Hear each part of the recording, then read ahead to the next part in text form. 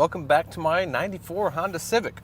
A little bit of an update and kind of a quick review on what I've just put on. I just got the Raceland Primo Coilovers, and those actually have adjustable dampening, which is really cool because you can make it a little more stiff, a little more soft, whatever to your liking.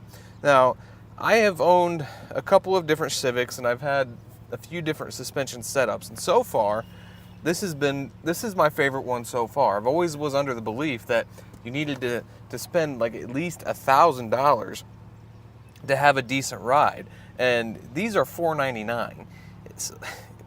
They ride really good, so I'm really impressed. I had some what were they called? EMUSA, I don't know how you say it, coilovers on a EG hatch with the LS VTEC in it, and the fronts would bottom out really easy because of the extra weight. I don't think they were set up for cars that had a little bit bigger engine in it for the extra weight. So the beauty of these is these are adjustable. If you put a bigger engine in, if you do a swap, you can make them a little more stiff to compensate for that weight. Now, I had on a Del Sol, I had the coilovers that you used your stock strut with. So they just basically, they slipped over and then you can adjust the ride height. Those were awful. I would never suggest buying those. They were so bouncy, especially when your struts started to go. It just got really, really bouncy. I mean, sometimes on the highway, it would make me feel sick. Now these, when you get in a rough area, they will get kind of bouncy, but I have my car set really low right now. So it's kind of what I wanted to do. I wanted to see how it rided really low, and I'm gonna fine tune these. I want to tweak them around a little bit, and that'll kind of be an ongoing thing with this little project of mine, is really dialing in the suspension. I'm excited to do that because I've never had a suspension that was adjustable dampening. So I'm really excited to play with that. And the one thing I will say about changing the suspension on this car was the install was a huge pain in every part of my body. I'm 33 years old. I'm really not in good shape. Fighting with those bolts was awful. I woke up the next day, it felt like I was in a fight. And I was fighting the bolts on this car. So really the install process has, being such a huge pain, had nothing at all to do with Raceland. It was more the age of this car and how the bolts are all rusted on. I mean, I'm so thankful to Travis, the gentleman that helped me out, because he actually had some lower control arms, some aftermarket lower control arms laying around. And if he wouldn't have had those, I wouldn't have got this suspension on.